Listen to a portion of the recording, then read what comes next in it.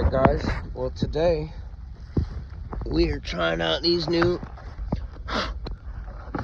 Ergo climbers by Notch, and the Hefe bought a pair last week. The Hefe has problems. Say hi, Hefe. Hey, how's it going? The Hefe has problems finding good spikes because he got metal in his leg. We can show that.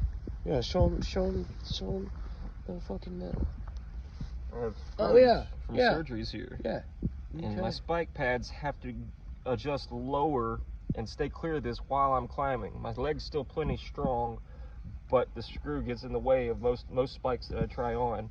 And the Notch Ergo climber was the first one that I've been able to just pick up off the shelf, drop the pad immediately right down, put the screws back in, put the spike on, and go to work. And not that it's going to be super relevant for a lot of you guys out there, but I'm telling you that this is the most comfortable spike I've ever found on my foot in 20 years. So. Right.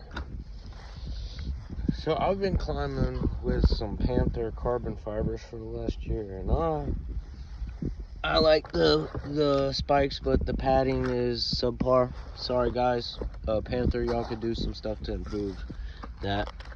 But I put these on the other day, and we were back in the saw shop, and they had another pair. I got them, and they are really comfortable. They got this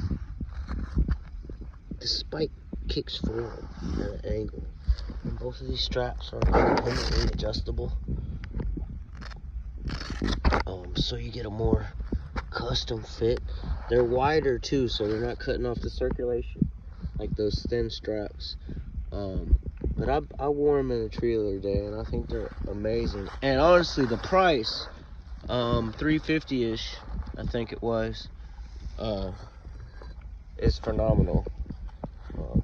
But anyway, y'all should definitely go drop some money on these things.